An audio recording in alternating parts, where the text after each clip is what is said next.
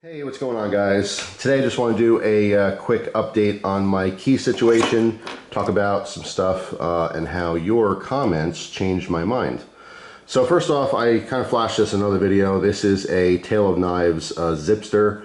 It's a really cool combination, key holder as well as a Zippo holder. All right, so I just got a brass Zippo in here right now.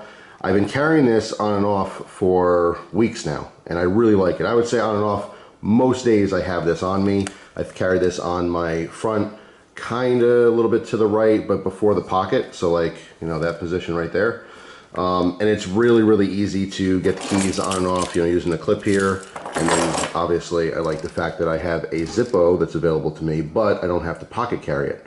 All right, so really cool combination. I'm actually going to look into more Tale of Knives stuff in the future. They have a whole bunch of different options for belt carry, all kinds of stuff, and they have a really cool combination that I'm really interested in: full-size pen, full-size multi-tool, and full-size flashlight. So we'll see if I like that. Obviously it's a lot of weight, a lot of bulk and stuff, but I'm thinking maybe left side carry. All right, so it's away from the whole gun situation, because you don't want to start confusing that area. So anyway, just wanted to talk about that a little bit to talk about the keys. All right, because this is how I've had my keys now. All right, it's clipped to the Zipster. All right, so what I really wanted to focus on is how I changed my keys up a little bit. You guys know I had the NiteIze Keepster or whatever that was called. I got rid of the actual holder because I thought it was just unnecessary. It was extra weight, unnecessary bulk. And speaking of weight, I still kept all of these metal locking clips, but they do make these in plastic, and I may or may not switch over to those in the future. I'm using these because I have these. I think the metal is more secure, but to be honest, those plastic ones, it would take a lot to break those. So I might switch over those just to have even less weight. However, the weight doesn't matter anymore to me, because I really did take your suggestion in taking off my car key when I use it in the car. So I originally talked about this, I don't know, I think I did a dedicated video about my keys and about the NiteIze holder. And in that video I was saying that, I started taking my key off so that this stuff wasn't dangling and, rubbing on my knee or touching my leg or anything when I'm driving. And I said it was really annoying. It was annoying to take it on and off. And then eventually I stopped doing that. And then everyone started talking about how, all the extra weight is bad for your ignition. Now, I've heard that a lot. I've heard that ever since I first got into, EDC type stuff, but before it was even called EDC stuff, okay? I'm not going to claim to come up with the acronym EDC, but on the sly, I'm going to kind of say that, only because I've been using it for 12 years online. I've been using, well, I should say on YouTube, about 11 to 12 years, and I've been using it, since I was probably 13 years old on the forums, way before there even was a YouTube. So anyway, that's an aside. And all these years, people have always said, yeah, don't have bulky keys because it's going to ruin your ignition. Now, I've always had bulky keys, always. And if you think my keys are bulky, you should see my mother's keys. My mother has kept every keychain that she's ever gotten as presents and stuff, picture of me, my sister, and, all kinds of stuff. Her keys are huge, huge. And she's never had an ignition problem on any of her vehicles. I think the longest she had a vehicle, she had a Ford station wagon that I grew up with. It was her favorite car. It was the first car that her and my dad went out and bought at a dealership, brand new. Really special. And she had that thing for 15 years, 17 years, something like that. And she's never had a problem with the ignition. I've had multiple cars that I've never had a problem with the ignition. However, after reading the comments and doing some more research, yes, it is very possible that if you have a lot of weight hanging from the ignition in your car while you're driving, you hit little bumps, potholes, things like that, it's moving up and down and it's slowly wearing out that ignition. All right, and there has been many cases where people's ignitions have been prematurely worn out and then the car won't start properly, things like that. So it's like, after I read all the comments, it really kind of made me think about it more and more, and I'm thinking, well, why take the chance? It's not that big of a deal, and to be honest, since that video, I have not stopped doing this, and it's really not that big of a deal. So when I get in the car, all right, I take my car key off of all the keys, all right, I put this, not in the cup holder, but in a separate little compartment that's accessible, and I just use my car key now, and it's awesome. It's awesome because for years and years, I've always you know, just accepted the fact that my keys are like rubbing on my leg, and it's super annoying. It's something that really bothered me, you know, until I stopped doing it. I realized how much it did bother me. So yeah, I made the permanent switch to just using just the car key. It's not a big deal. I'm so used to it now after weeks of this.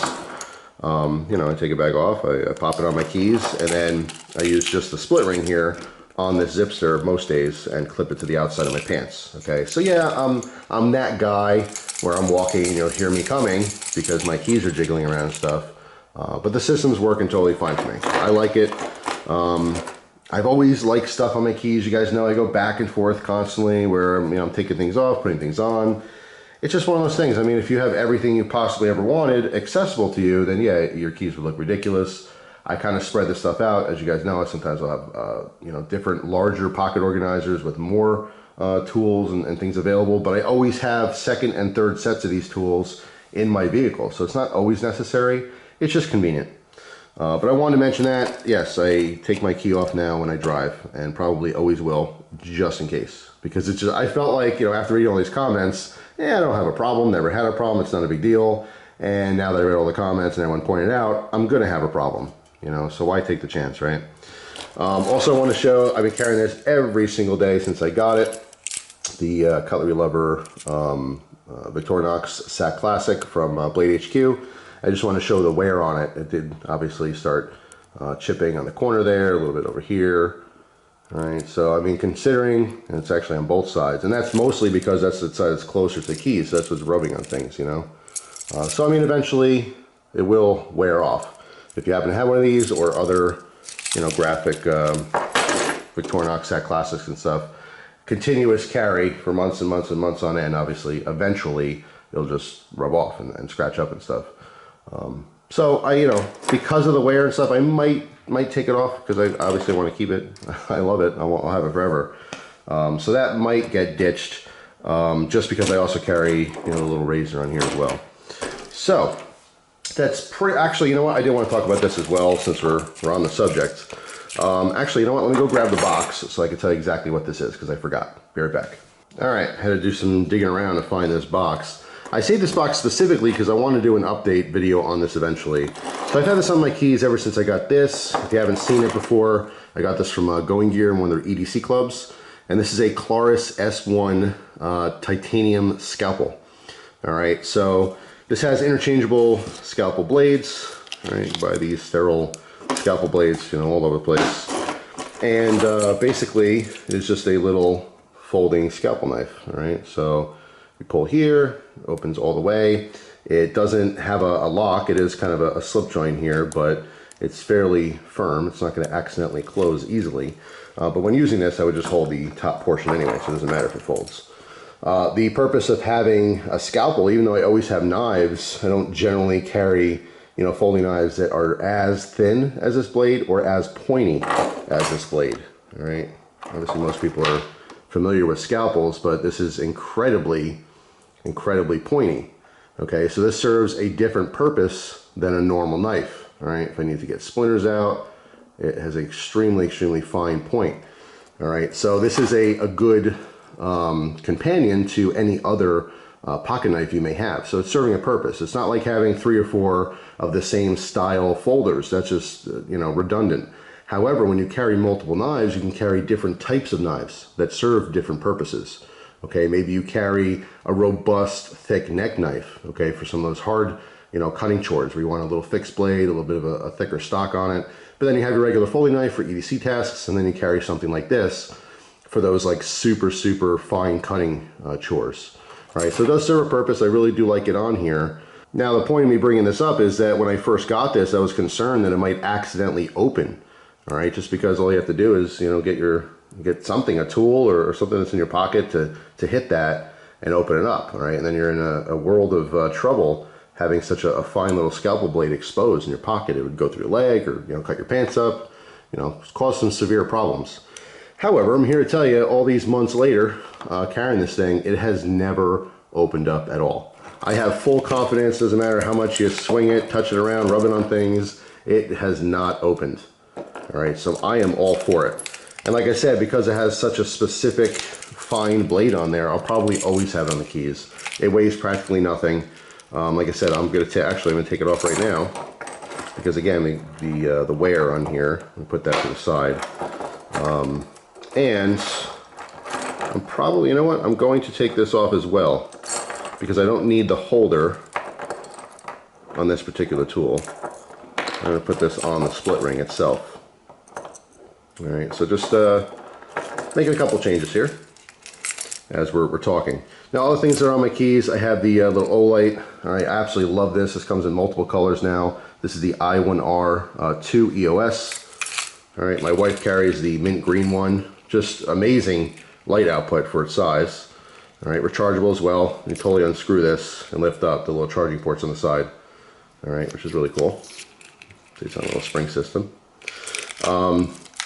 Besides that, obviously my car key, some miscellaneous keys, the scalpel I just talked about, and then I have these two keys. One is a handcuff key, and you have to be careful depending on what state you live in or where you live. Carrying a handcuff key may or may not be illegal, but it is obviously totally legal where I live in Pennsylvania. And then I have a key that goes to the lockbox in my car because it's electronic. It's a fingerprint box, all right? And sometimes when I'm traveling in New York or if I'm traveling through other states, New Jersey, things like that, I can bring my firearm, but I can't have it on me. One of those things, I still like having it nearby, so I have it locked up in the car, and then ammunition locked up separate. And just in case the battery dies and I can't use that fingerprint to open it, obviously I need, to be able to access that. So yeah, that's pretty much what's going on with the keys, and that's the current change. All right, Victorinox Classic off to the side. I'll save that, and I am good to go. So yeah, just want to give you guys an update. I wanted to thank you for possibly saving me the pain and money of going through changing my ignition in my car. You just never know. Like I said, my knee-jerk reaction was like, it's fine. I've had it for years and years. It's not going to break. But then, I started to smarten up a little bit. Sometimes when people give constructive criticism, you take it as just criticism. And no one likes to be criticized. People tend to get defensive. And that's what I did. My initial reaction was like, hey, nah, what are you talking about? It's fine. You may have broke your car, but I'm not going to break my car, right? But honestly, it's a little dumb to think that way. The older I get, the better I understand to take in constructive criticism and listen to people who've had those experiences and learn from them, right? You don't necessarily have to make your own mistakes and learn from them. You can learn from other people's mistakes. And like I said, at the end of the day, what comes to mind is better safe than sorry. It's not a huge deal to go through the process of taking that on and off. So it's really no big deal. So thank you very much for that advice. I am listening to it. So yeah, that's pretty much it. Just some key update stuff. Hope you guys enjoyed the video. Maybe you learned something, maybe you didn't. Maybe you will lighten up your load on your keys, maybe not, who knows. But like I said, I love the idea of separating it because then I really don't have to worry about weight and stuff, and I can still carry plenty of things on here. But the other concern obviously is now that it's hanging on the outside of my pants, the less stuff the better, so it's not jiggling around, making a bunch of noise and things like that. But anyway, hopefully you guys have a wonderful day. If you happen to get something cool for your keys or something you always carried on your keys that you love, let everyone know down in the comment section. Maybe it gives people ideas. But that's it for now. Hopefully you guys have a wonderful day, and I will see you tomorrow with a brand new video. Take it easy, guys.